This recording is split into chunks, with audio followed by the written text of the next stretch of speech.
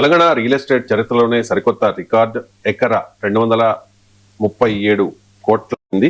ప్రభుత్వం నిర్ణయించిన ధర 139 కోట్లు. కానీ 6.29 ఎకరాలకు 1490 కోట్ల రూపాయల ధర పలికింది. సార్, దేశంలోనే హైయెస్ట్ అనుకుంటా ఇది. దేశంలోనే హాటెస్ట్ రియల్ ఎస్టేట్ ప్లేస్ గా హైదరాబాద్. ఎందుకు ఇంత క్రేజ్ సార్? అంటే ఒకటి, మనకు మన దేశ ఎకానమీలో రియల్ ఎస్టేట్ సెక్టార్ కొన్న సిగ్నిఫికెన్స్ మనకు అర్థం కావాల్సింది. ఇది ఒక హైదరాబాదే కాదు, దేశం అంతటా కూడా రియల్ ఎస్టేట్ సెక్టార్ కొన్న సిగ్నిఫికెన్స్. ఇప్పుడు మన ఇండియా జీడిపిలో 7 to 9% రియల్ ఎస్టేట్ రంగమే. 7 to 9%. ఇది 2047 వరకు 18% చేరుకుంటుందని అంచనా. So it's massive expansion. ఇందులో 93 మిలియన్ హౌసెస్ డిమాండ్ ఉంటుంది అని ఎకనామిక్ సర్వే 2024-25 పేర్కొంది. సో హౌసింగ్ డిమాండ్ అనేది భారతదేశ వ్యాప్తంగా పెరుగుతోంది. దీనికి అనేక ఫ్యాక్టర్స్ ఉన్నాయి. అవి హైదరాబాద్కైనా వర్తిస్తాయి, మిగతా దేశం అంతటా ఉన్న రియల్ ఎస్టేట్కైనా వర్తిస్తాయి. హైదరాబాద్కు వర్తించేటువంటి స్పెసిఫిక్ ఫ్యాక్టర్స్ ఉన్నాయి. Overall Indian real estate market కు వర్తించేటువంటి ఫ్యాక్టర్స్ హైదరాబాద్ కూడా వర్తిస్తాయి. ఈ కాంబినేషన్ ఆఫ్ నేషనల్ ఎకానమీలో రియల్ ఎస్టేట్ రంగానికి అనుకూలంగా ఉన్న అంశాలు, అలాగే హైదరాబాద్ రియల్ ఎస్టేట్ కు ఉన్న ప్రత్యేకతల వల్ల ఇవాళ ఈ స్థాయిలో భూమి కనబడుతుంది. సో ఈ ఛాలెంజెస్ ఉండొచ్చు, లేవని అంటలేను. సో ఇందులో అంటే మనము రియల్ ఎస్టేట్ రంగంలో ఇండియన్ ఎకానమీలో ఉన్న ట్రెండ్స్, ప్రపంచవ్యాప్త పరిణామాల ట్రెండ్స్ తో లింక్ చేసి చూస్తేనే అర్థమవుతుంది. ఇదేదో కాలక్షేపానికి రియల్ ఎస్టేట్ పెరగదు. మొదటిది ఏంటంటే ఇండియాస్ డెమోగ్రఫిక్ క్యారెక్టర్. దేశంలోనైనా హైదరాబాద్ లోనైనా యంగర్ జనరేషన్ అనేది గణనీయంగా ఉన్న దేశం అనేది. ఇప్పుడు ఉదాహరణకు 25 ఇయర్స్ లోపల సిగ్నిఫికెంట్ గా ఉంటారు ఇండియన్ పాపులేషన్ లో. మీకు 62% of Indian population working age లో ఉంటారు. సో ఈ సిగ్నిఫికెంట్ యంగర్ పాపులేషన్ అంటే ఆటోమేటిక్ గా ఏమవుతుంది, దే నీడ్ హౌసెస్. మీకు ఓల్డ్ ఏజ్ పీపుల్ ఉంటే ఇల్లు కొన్న వాళ్ళంటే వాళ్ళు కొత్తగా ఇల్లు కొనేది ఉండదు. ఇక్కడ వాళ్ళు వర్కింగ్ ఏజ్ లో లేరు, వాళ్ళకి నెసెసిటీ లేదు, ఓపిక ఉండదు. 70 ఏళ్ల వయసులో కొత్త ఇల్లు కట్టుకోవాలన్న కోరిక ఉంటుంది. అదే 25 ఏళ్ల వయసులో కొత్త ఇల్లు కట్టుకోవాలన్న కోరిక ఉంటుంది, అవసరం ఉంటుంది. అందువల్ల demographic character of Indian society with a large young youth and child population ఉన్న దేశం అనేది. అందువల్ల వీరు భవిష్యత్తులో వీరందరికీ కూడా మీకు అనివార్యంగా హౌసింగ్ కావాల్సిందే. సో హౌసింగ్ వారి అవసరాలు, గూడ్స్, సర్వీసెస్, ఈ రంగం ఎక్స్పాండ్ అవుతున్న కొద్ది కమర్షియల్ రియల్ ఎస్టేట్, ఇవన్నీ ఇంటర్లింక్. అందువల్ల మొదటిది demographic character of Indian society, అంటే లార్జ్ యంగ్ పాపులేషన్. ఇప్పుడు మనమే ఉన్నాం ఇంట్లో. మేము ఇల్లు కట్టుకున్నాను.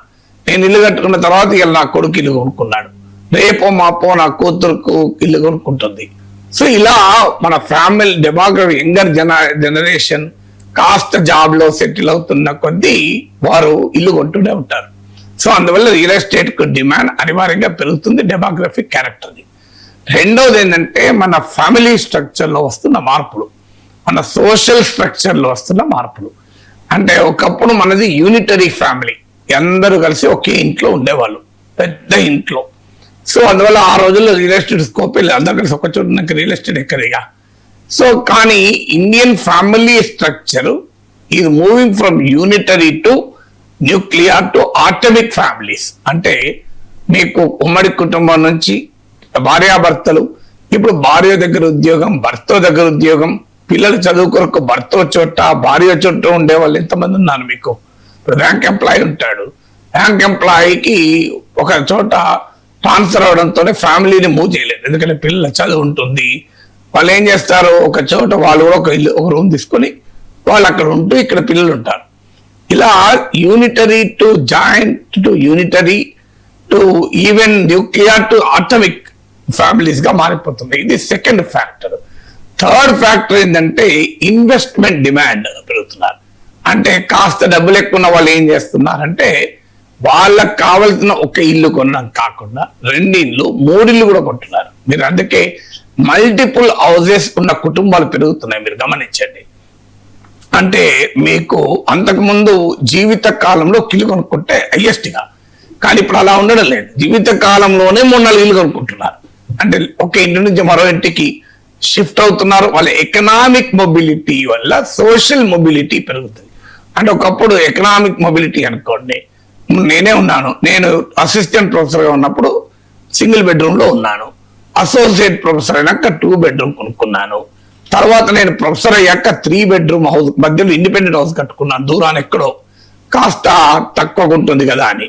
అక్కడ నుంచి నేను ఈ టీవీ భూమి వచ్చి ఎమ్మెల్సీ అయ్యి నా యాక్టివిటీ పెరిగాక అక్కడ నుంచి సిటీ మధ్యలో 3 బెడ్రూమ్ కొనుక్కున్నాను. పిల్లలు పెరిగారు, పెళ్లిళ్ళు అయ్యాయి, నేను యూట్యూబ్ ఛానల్ పెట్టుకున్నాను, ఇప్పుడు 4 బెడ్రూమ్కి వచ్చాను నేను. సో ఇలా మనిషి ఎకనామిక్ మొబిలిటీ నుంచి సోషల్ మొబిలిటీ అవుతూ ఉంటుంది.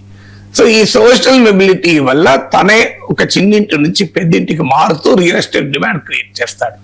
అలాగే మల్టిపుల్ హౌసెస్, నా డబ్బులు ఉన్నాయి, ఇంకెక్కడన్నా ఇన్వెస్ట్ చేసే కన్నా ఇంకో అపార్ట్మెంట్ కొనుక్కుంటే రెంట్ వస్తుంది అనే ఒక రెంటల్ పర్పసెస్ ఇల్లు కొనే వాళ్ళు చాలా పెరిగారు. సో దీన్ని మల్టిపుల్ హౌసెస్ అంటారు.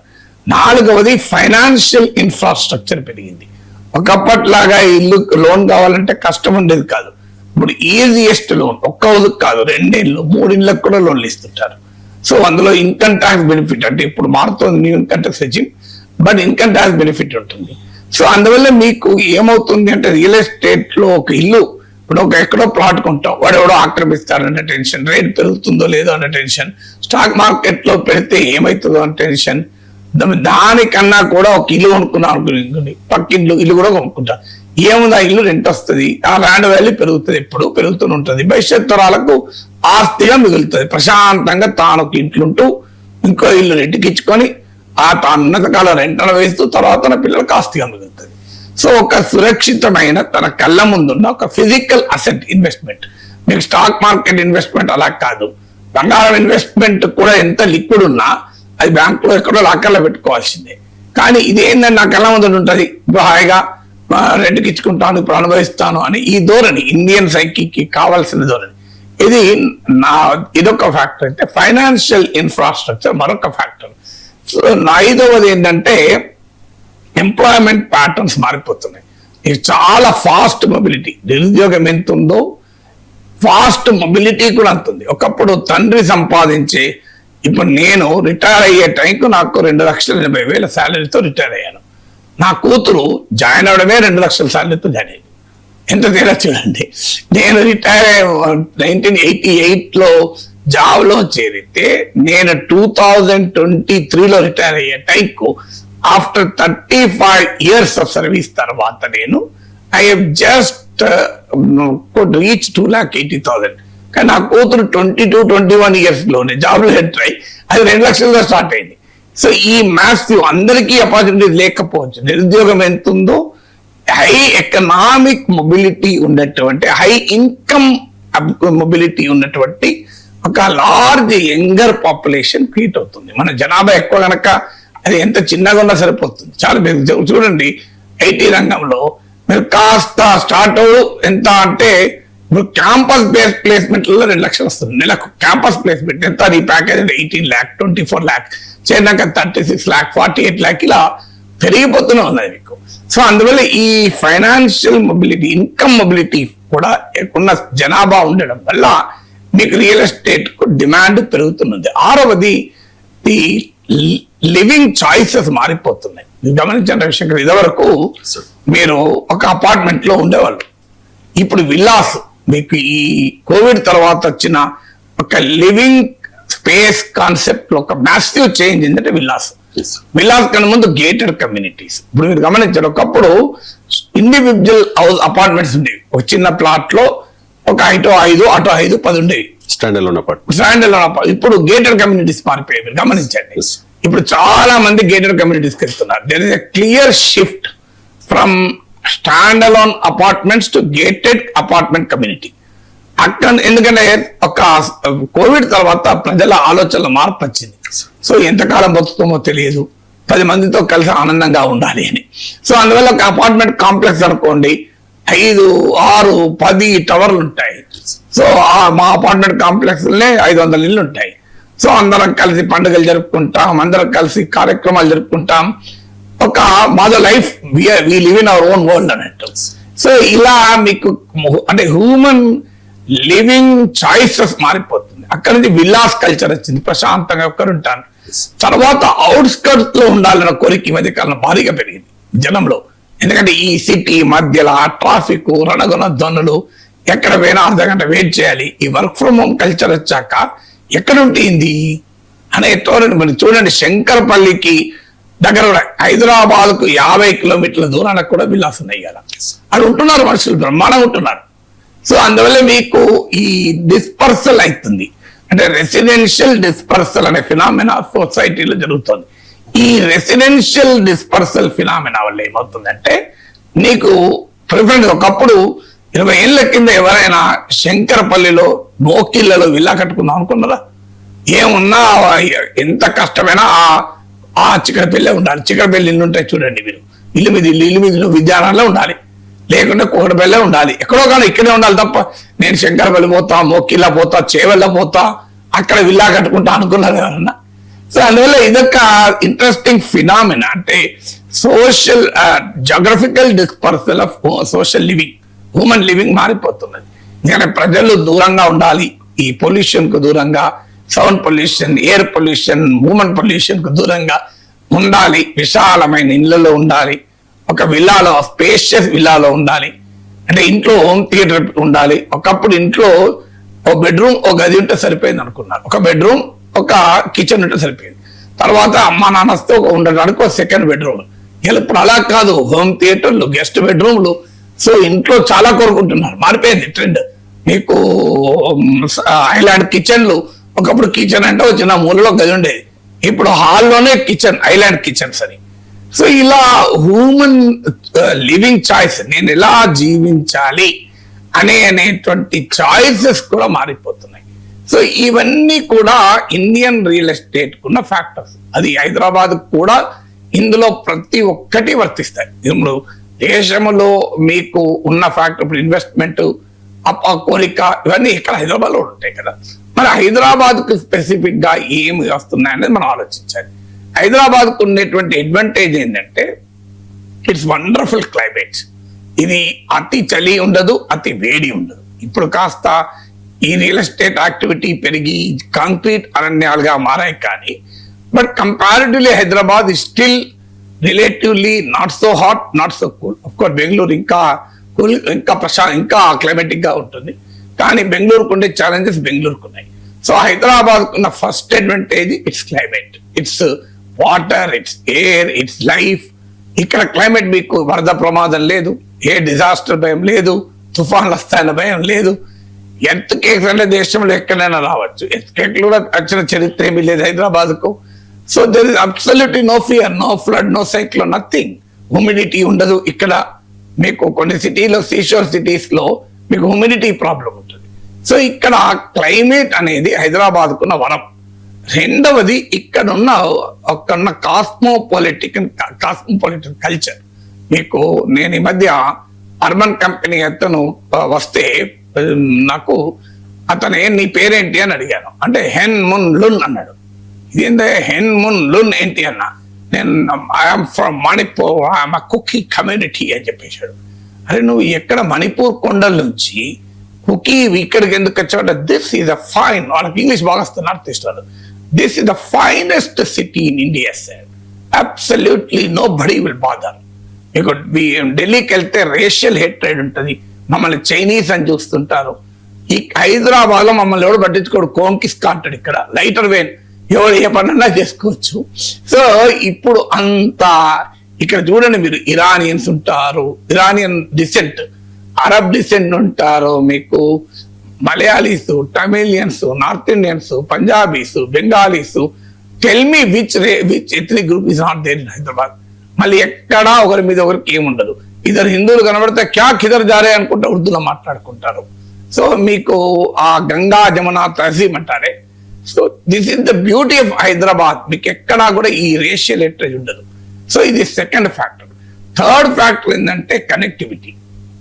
మీకు అంతర్జాతీయ స్థాయి కనెక్టివిటీ ఉన్నటువంటి నగరం ఇది. మీకు రాజీవ్ గాంధీ ఇంటర్నేషనల్ ఎయిర్పోర్ట్ ఉంది, మీకు ఇంటర్నేషనల్ ఎయిర్పోర్ట్ ఉంది, ఔటర్ రింగ్ రోడ్ ఉంది, మెట్రో ఉంది. ఆ wonderful combination of 3 things. Unfortunately MMTS weekend చేశారు, అది కూడా చాలా ఉండుంటే ఇంకా cheaper mode of transport. So మీకు ఇదొక మేజర్ అడ్వాంటేజ్. ఇప్పుడు మెట్రో, ఎయిర్పోర్ట్, మీకు ఔటర్ రింగ్ రోడ్, ఈ 3 మీరు ఒకప్పటి లైఫ్ చూడండి. ఔటర్ రింగ్ రోడ్ ఎంత ఆనందం వేస్తుందో మీకు. హాయిగా ఔటర్ రింగ్ రోడ్ ఎక్కేస్తే కొంత కిలోమీటర్లు పెరగచ్చేమో, కానీ ఏ డిస్టర్బెన్స్ లేకుండా ఇప్పుడు మేము వరంగల్ పోయినప్పుడు, విజయవాడ పోయినప్పుడు ఆనందపడుతుంటాం. డైరెక్ట్గా వెళ్ళి గట్కేశ్వర దగ్గర పడతాం, మీకు ఎంత డైరెక్ట్ వెళ్ళి అబ్దుల్లాపూర్ వాటి దగ్గర పడతాం. ఇక నీకు ఏ ట్రాఫిక్ తలపు లేదు. సో ఇంత వండర్ఫుల్ ఇన్ కనెక్టివిటీ ఉండడం అనేది హైదరాబాద్కున్న ప్రత్యేకత. సో 4వది ఏంటంటే ఇక్కడ పొలిటికల్ పాలసీ స్టెబిలిటీ ఉంది. అంటే బిజినెసెస్ ఎప్పుడు కూడా పాలసీ స్టెబిలిటీ కోరుకుంటారు. అంటే నిరంతరం వచ్చే ప్రభుత్వం ఏదొస్తుందో అది మీ పని ఇంతే సంగతులు అని భూతం పిశాచాల భయం చూపెడుతుంటారు మన దగ్గర. ఎవరైనా మీరు గమనించండి, పొలిటికల్ క్యాంపెయిన్ లో బీఆర్ఎస్ వాళ్ళు ఎప్పుడైనా చెప్పారా కాంగ్రెస్ పాలన వస్తే సర్వనాశనం అయిపోతుంది, అసలు ఇక ఆ రాష్ట్రం ఉండదు, దేశం ఉండదు, నగరం ఉండదు అని చెప్పలేదు చూడండి మీరు. అలాగే రేవంత్ రెడ్డి ఏమైనా చెప్పాడా కేసీఆర్ మళ్ళా హైదరాబాద్ నాశనం అయిపోతుందని చెప్పిండా? ఎవ్వరు చెప్పరు. ఇక్కడ మీరు గమనించండి, తెలంగాణ రాజకీయాల్లో ఈజ్ డిఫరెంట్. ఇక్కడ the fear of future governments create చేయరు ఫర్ పొలిటికల్ పర్పసెస్. హైదరాబాద్ లో ఈ ఫియర్ ఆఫ్ ఫ్యూచర్ గవర్నమెంట్స్ అంటే బిజినెసెస్ రావు, ఇన్వెస్టర్ రాడు. ఎందుకు రాడు అంటే investor always wants policy stability. Next government వచ్చి నన్ను ఏదో చేస్తుంది అని భయం ఉంటే రాడు. ఆ భయము రాజకీయంగా క్రియేట్ అవుతూ ఉంటుంది. అంటే నేనే ఉండాలి, నాకే అధికారం ఉండాలి కనుక నేను కాక ఇంకెవడన్నా వస్తే ఏమో జరిగిపోతుంది అని భయం క్రియేట్ చేస్తే ఎవరు ఇన్వెస్టర్ రాడు.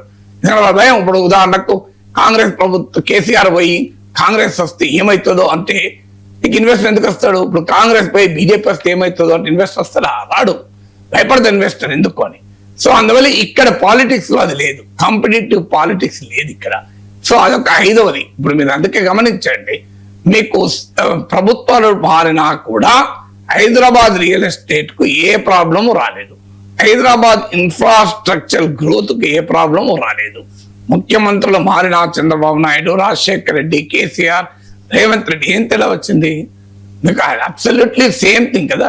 హైదరాబాద్ రియల్ ఎస్టేట్ మార్కెట్ కాస్త అటు ఇటు చిన్న ఇబ్బందుల్లో ఉండొచ్చు చేంజెస్, బట్ ఓవరాల్ గా nobody says the future is very very dangerous.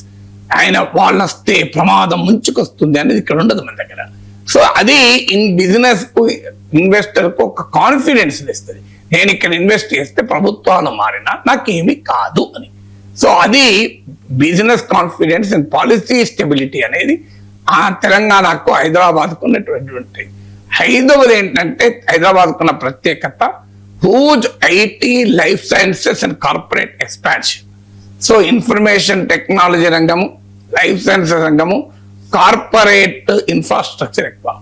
మీకు ఏ నగరమైనా డెవలప్ కావాలంటే ప్రైవేట్ ఎకనామిక్ యాక్టివిటీ వల్లనే డెవలప్ అవుతుంది. ఒకవేళ పబ్లిక్ ఎకనామిక్ యాక్టివిటీ ఉన్నా అది ఇండస్ట్రియల్ యాక్టివిటీ ఉంటే డెవలప్ అవుతుంది. ఇప్పుడు మీరు హైదరాబాద్ లో కూడా పబ్లిక్ సెక్టార్ ఏంటి, ఏది బ్యాంక్ ఆఫీసులు, LIC ఆఫీసులు, ప్రభుత్వ కార్యాలయాలు, ఎమ్మెల్యేలు, ఎంపీల ఇళ్లతో హైదరాబాద్ డెవలప్ కాలేదు. హైదరాబాద్ దేంతో డెవలప్ అయింది? BHEL, అదొక ఇండస్ట్రీ, ప్రపంచ ప్రఖ్యాత ఇండస్ట్రీ. మీకు జర్మన్ సిమెన్స్ తో పోటీ పడుతున్న ఇండస్ట్రీ అది. ECIL ఇవాళ మన ఈవీఎంలన్నీ తయారు చేసేది ECIL. దేశంలో ఎక్కడ ఎలక్షన్ జరిగినా ఈవీఎంలు ECIL తయారవుతాయి. హిందుస్థాన్, మీకు ఇలా అనేక రకాల కంపెనీలు హైదరాబాద్ లో ఉన్నాయి. మీకు డిఫెన్స్ కంపెనీలు, అసలు ఎంటైర్ డిఫెన్స్ కారిడారే ఉంది. మీకు BMW అవసరమైన ఇన్పుట్స్ ఇక్కడికి వెళ్ళకపోతాయి, చంద్రాయన్లో వాడే ఇన్పుట్స్ ఎక్కడ పోతాయి. ఈ మధ్య కాలంలో ప్రైవేట్ రంగ రాకెట్స్ కూడా హైదరాబాద్ నుంచి మొదలయ్యాయి. Startup activity, huge corporate global capacity centres, multinationals, Google, Amazon, Microsoft, Apple, name any multinational India Hyderabad ఉంటుంది. Name any national IT major, మీకు ఇన్ఫోసిస్, విప్రో అన్ని ఉంటాయి ఇక్కడ, TCS. అందువల్ల ఈ కార్పొరేట్ ప్రైవేట్ ఇన్వెస్ట్మెంటే నగరాన్ని పెంచుతుంది. పబ్లిక్ ఇన్వెస్ట్మెంట్ ఎక్కడ ఉండాలంటే ఇన్ఫ్రాస్ట్రక్చర్ లో ఉండాలి, లేదంటే ఇండస్ట్రియల్ యాక్టివిటీలో ఉండాలి. లేదంటే రీసెర్చ్ యాక్టివిటీలు ఉండాలి. మీకు హైదరాబాద్ లో ఇండస్ట్రియల్ యాక్టివిటీ ఉంది, పబ్లిక్ సెక్టార్ లో రీసెర్చ్ యాక్టివిటీ ఉంది. ప్రపంచ ప్రఖ్యాత రీసెర్చ్ ఇన్స్టిట్యూషన్స్ హైదరాబాద్ లో ఉన్నాయి. Centre for cellular and molecular biology, Indian institute of chemical technology, central power research institute, food technology research institute, national institute of nutrition, national geophysical research institute, national agriculture research and management. ఇలా ఒక్కటి కాదు, హైదరాబాద్ లో national remote sensing agency, Hyderabad లో defence research and development organisation, ఇన్ని రకాల మీకు defence activity ఉంది. So ఇంత డిఫెన్స్ ఆ పిఎస్సిస్ ఉన్నాయి. సో ఇండస్ట్రియల్ యాక్టివిటీ ఉంది, రీసెర్చ్ యాక్టివిటీ ఉంది, లైఫ్ సైన్స్. మీకు ఇక్కడ Covid vaccine Bharat Biotech Hyderabad లో తయారైంది. మీకు స్పేస్ సైన్స్ ఉంది, ఇక్కడికి ప్రైవేట్ రాకెట్లు ప్రయోగించబడుతున్నాయి. మీకు ఇంత పెద్ద ప్రైవేట్ సెక్టర్ హైదరాబాద్ లో ఉంది. కేవలం గవర్నమెంట్ బిల్డింగ్లు కట్టుకొని, గవర్నమెంట్ ఆఫీసులు కట్టుకుంటే హైదరాబాద్ డెవలప్ కాలే. ఈ ప్రైవేట్ ఇన్వెస్ట్మెంట్ ఎప్పుడైతే పెరిగిందో అప్పుడు హైదరాబాద్ కావాల్సినటువంటి ఆ రకమైనటువంటి ఊపు వచ్చింది. ఆరవది ఏంటంటే ఇక్కడ పాలిటిక్స్ కొంత మనకు టీవీలో పేపర్లో కనబడ్డా గ్రౌండ్ లెవెల్లో పార్టీ సొసైటీగా తెలంగాణ లేదు. పార్టీ సొసైటీ అంటే ఇక ప్రభుత్వము, రాజ్యము, సమాజము, మీడియా, ఎవ్రీథింగ్ పార్టీల మధ్య చిలిపోయి ఉండడం. పార్టీ సొసైటీగా ఉన్న చోటికి ఇన్వెస్ట్మెంట్ పోదు. మీకు బెంగాల్ పోదు, చూడండి మీరు. కమ్యూనిస్టుల పాలన ఉన్నప్పుడు ఇన్వెస్ట్మెంట్ పెద్దగా రాలేదు, తృణమూల్ పాలనలో కూడా పెద్దగా ఇన్వెస్ట్మెంట్ రాలేదు. ఎందుకు రాలేదు అంటే పార్టీ సొసైటీ ఉంటే నిరంతరమైన ఫియర్ ఉంటుంది. ఎవడు ఏమవుతుందో సమాజంలో fear, crisis, rule of law ఉంటుందా లేదా అన్న అనుమానాలు ఉంటే ఇన్వెస్టర్ రాడు. హైదరాబాద్ లో ఈ ప్రాబ్లమ్స్ లేవు. మీరు ఎక్కడా కూడా హైదరాబాద్ లో పొలిటీషియన్లు కొట్టుకున్నది టీవీ ఛానళ్ళకే పరిమితం. టీవీ కెమెరాల మైకుల ముందే ఎవరినోడు తిట్టుకుంటారు తప్ప ఫీల్డ్ లెవెల్లో మళ్ళీ రాజకీయ నాయకులు మధ్య రిలేషన్ డిఫరెంట్ గా ఉంటుంది. హైదరాబాద్ తెలంగాణ కాంగ్రెస్, తెలంగాణ టీఆర్ఎస్ తిట్టుకుంటారు. మళ్ళీ బయటకు వచ్చినాక ఏం చేస్తున్నారో దాని ఏం సంగతి అనుకుంటూ పోతారు. సో ఆ కార్డియాలిటీ, పొలిటికల్ కార్డియాలిటీ ఉంటుంది. పైన కొద్దిగా పొలిటికల్ గందరగోళం ఉన్న క్షేత్రస్థాయిలో రాజకీయ పార్టీలు ఒక శత్రు శిబిరాలుగా అటు కౌరవులు, ఇటు పాండవులు, అక్షౌహిందుల సైన్యంలా కొట్టుకోరు ఇక్కడ. సో అదొక అడ్వాంటేజ్. క్షేత్రస్థాయిలో మీరు ఏ ఊరికని వెళ్ళండి, బ్రహ్మాండంగా కాంగ్రెస్ నాయకులు, బీఆర్ఎస్ నాయకులు, బీజేపీ నాయకులు కలిసి ఉంటారు. ఎక్కడ కొట్టుకుంటూ వీడింటికి ఈగ వాళ్ళద్దు, వాడింటికి ఆ కాకి వాళ్ళద్దు అంటూ ఉండదు. సో ఈ సొసైటీలో ఈ క్యావోస్ లేకపోవడం, ఈ ఫియర్ లేకపోవడం, పార్టీ సొసైటీగా తెలంగాణ మారకపోవడం వల్ల వచ్చినటువంటి అడ్వాంటేజ్. ఇక్కడ వచ్చే ఎంప్లాయ్మెంట్కి వచ్చే వారు కూడా ప్రశాంతంగా ఉంటాను నేను. Reasonably quality of life better. మీకు అఫోర్డబిలిటీ ఎక్కువ. మీకు ఇప్పటికీ బెంగళూరు రియల్ ఎస్టేట్ తో పోలిస్తే, బాంబే రియల్ ఎస్టేట్ తో, చెన్నై రియల్ ఎస్టేట్ తో పోస్తే హైదరాబాద్ రియల్ ఎస్టేట్ ప్రైసెస్ మనకు చాలా ఎక్కువ కనబడతాయి. కానీ value for money still Hyderabad real estate is value for money. అంటే మీకు అబ్నార్మల్ ప్రైసింగ్ లేదు ఇక్కడ. అంటే అబ్నార్మల్ ప్రైసింగ్ లేదంటే ఒక మధ్యతరగతి ఇల్లు ఈజీ ఉన్నదని అంటలేదు, అది వేరే చెప్తాను. కానీ అబ్నార్మల్ ప్రైసింగ్ ఏంటంటే ఒక భూమి లేదు, మీకు ఒక అన్అఫోర్డబుల్ లెవెల్కి పోలేదు, ఒక సెక్షన్కి still affordable. So relative pricing మీరు ఒక same piece of real estate Hyderabad చూడండి, బాంబే చూడండి, బెంగళూరు చూడండి, చెన్నై చూడండి, Hyderabad is far better, far affordable. So quality of life, pollution కూడా రిలేటివ్లీ తక్కువ. ఢిల్లీ, గుర్గాం ఉంది. గుర్గాం ఇంత పెద్ద కమర్షియల్ సిటీ, కానీ భరించలేని పొల్యూషన్ గుర్గాంలో. సో మీకు హైదరాబాద్కి వచ్చే వరకు ఏంటంటే మీకు ఒక relative comfort, quality of life better గా ఉంటుంది, పీస్ఫుల్ గా ఉంటుంది, సోషల్ టెన్షన్స్ లేదు, ఏ గోల లేదు. సో అందువల్ల ఈ క్వాలిటీ ఆఫ్ లైఫ్ ఉండే అష్యూరెన్స్ కూడా హైదరాబాద్ కున్న ఎక్కువ. తర్వాత ఇప్పుడు కూడా జాబ్ ఆపర్చునిటీ. రియల్ ఎస్టేట్ అంటే ఏంటి రవిశంకర్, నీకు ఉద్యోగాలు ఉంటే ప్రజలు వస్తారు, ప్రజలు వస్తే ఇల్లు కావాలి, అంతే కదా. ప్రజలే లేకపోతే ఇల్లు ఉండదు కదా. మనం ఎంత హైప్ క్రియేట్ చేసినా ఒక సిటీ ఎక్స్పాన్షన్ హైప్ తో ఉండదు, రియాలిటీతో ఉంటుంది. ఇక్కడ ఎంప్లాయ్మెంట్ పొటెన్షియల్ ఉంటే ఇల్లు కట్టుకోకపోతే గుడాలు వేసుకుని బతుకుతారు. ఫస్ట్ మనుషులకు ఉద్యోగాలు దొరకాలి. నీకు మనుషులకు ఇల్లు కడతా, ఉద్యోగాలు ఉండవు అనుకోండి, ఇల్లు వచ్చి ఏం చేస్తుంది అక్కడ ఉండి. సో అందువల్ల ఇక్కడ జాబ్ ఆపర్చునిటీస్ కూడా హైదరాబాద్ ఉన్నటువంటి ఒక మేజర్ అడ్వాంటేజెస్. మీకు అందుకే హైదరాబాద్ లో ఇడ్లీ అమ్ముకోనైనా నెలకు 20,000 30,000 సంపాదించవచ్చు, అవునా కదా. హైదరాబాద్ లో ఛాయ్ ఇంట్లో చేసుకొని చాయ్ చాయ్ అని రోడ్డు మీద ఒక పేపర్ కప్ పట్టుకొని తిరిగినా కూడా హైదరాబాద్లో బతకచ్చు. నేను ఛాలెంజ్ చేస్తాను, మీకు హైదరాబాద్లో బతకడం అంత ఈజీ ఇంకెక్కడ ఉండదు. ఏం లేదు, నువ్వు ఒక ఛాయ్ అమ్ముకో, ఏం లేదు, హైదరాబాద్ ఒక కెటిల్ ఛాయ్ నింపుకో, అటు తిరుక్కుంటూ ఛాయ్ ఛాయ్ అంటే బస్ కొరకు వెయిట్ చేసినోడు, ఫ్రెండ్ కొరకు కాలినోడు ఇంత ఛాయ్ తాగిపోతాడు. సో మీకు ఐటీ కారిడార్ రాత్రి 1 గంట ఓన్లీ ఇడ్లీ దోశలు ఎన్ని ఉంటాయి చూడండి. మీరు 3:30 స్టార్ట్ అయ్యేది కూడా ఉంటుంది టిఫిన్ సెంటర్ ఇక్కడ. సో అందువల్ల హైదరాబాదీ కల్చర్ కూడా నైట్ లైఫ్ ఎక్కువ ఇక్కడ. హైదరాబాద్ కు నిజాం కాలం నుంచి కూడా ఒక స్ట్రాలింగ్ నైట్ లైఫ్ ఉంటుంది ఇక్కడ. ఇంకొక ముఖ్యమైన అంశం ఏంటంటే 9వది, హైదరాబాద్ కు జాగ్రఫికల్ స్ప్రెడ్ కు అవకాశం ఉంటుంది. ఇప్పుడు బెంగళూరుకి లేదు. బెంగళూరు ఇది చోకింగ్ ఎందుకు అవుతుంది? హైదరాబాద్ తెలంగాణ సెంట్రల్ లో ఉంటుంది. ఇప్పుడు చూడండి, వెస్ట్ నార్త్ వెస్ట్ లో బాగా సిటీ పెరుగుతుంది. ఎక్కడ దాకా పెరగచ్చు? వెస్ట్ చేవెళ్ళ, జడ్చెల్ల, అటు పోతే కర్నూలు దాకా పెరగచ్చు, అవునా కదా? కర్నూలు దాకా విస్తరించిన ల్యాండ్ ఉన్నది. ఇటు పోండి మీకు ఉప్పల్ వైపు, అటు వరంగల్, కరీంనగర్, ఆదిలాబాద్ దాకా పోయిన ల్యాండ్ ఉన్నది. మీకు ఇటు మీకు ఎల్బీ నగర్, హయత్ నగర్ అటు వెళ్ళండి, ఎక్కడాక పోవచ్చు, అది కోదా దాకా పోవచ్చు. అంటే హైదరాబాద్ ఎంటైర్ తెలంగాణ అంతా విశ్వరూపాలు చూపిన హైదరాబాద్కు ఎక్కడ జాగ్రఫీ ప్రాబ్లం లేదు. Absolutely no geographical constraint, space లేదు మీరు ఎక్కడ కూడా. 10th ఏంటంటే this is the where north meet south. మీకు ఉత్తర దక్షిణ భారతదేశాల భౌతిక, సాంస్కృతిక, సామాజికమైన కనెక్టింగ్ ప్లేస్ ఇది. మీకు తమిళ చెన్నై వెళ్ళండి, హిందీ మాట్లాడేవాడు అన్కంఫర్టబుల్ ఉంటాడు. మీరు బాంబే వెళ్ళండి, తెలుగు మాట్లాడేవాడు తమిళ్ మాట్లాడే అన్కంఫర్టబుల్ ఉంటాడు. హైదరాబాద్కి వస్తే ఏం మాట్లాడినా అన్కంఫర్టబుల్ ఉండదు. ఎందుకంటే హైదరాబాద్ అనేది మేము ఎక్కడో విడిపడి ఉన్నాం అనుకోరు. హైదరాబాద్ ఉన్న ప్రతి ఒక్కడు నేను ఇక్కడే బ్రహ్మాండంగా నేను మా ఊర్లోనే ఉన్నా అనుకుంటాడు. బట్ తమిళియన్ వచ్చినా హైదరాబాద్ డిఫరెంట్ ఫీల్ కాడు, ఒక పంజాబీ వచ్చినా హైదరాబాద్ డిఫరెంట్ ఫీల్ కాడు. ఎందుకు? ఇది హైదరాబాద్ కు 400 years ఆఫ్ హిస్టరీ ఉంది. ఇవాళ వచ్చింది కాదు. ఇవాళ ఇక్కడ ఇరానీ ఛాయ్ ఎప్పుడు వచ్చింది? అది ఇరానీస్ ఎప్పుడు పట్టుకొచ్చారు?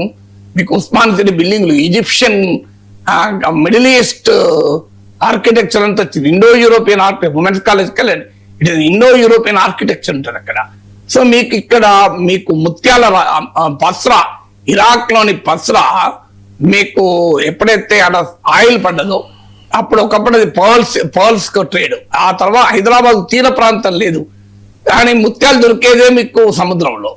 తీర ప్రాంతం హైదరాబాద్కు లేదు, తెలంగాణకు సముద్రం లేదు, కానీ ముత్యాల వ్యాపారం ఎక్కడుందంటే హైదరాబాద్ ఉంది. గమనించండి, ఇది ఒక ఇంట్రెస్టింగ్ ప్లేస్. ముత్యాల వ్యాపారం హైదరాబాద్ లో ఉంది. మీకు యురేనియం లేదు, కానీ న్యూక్లియర్ ఫ్యూయల్ కాంప్లెక్స్ ఉంటుంది.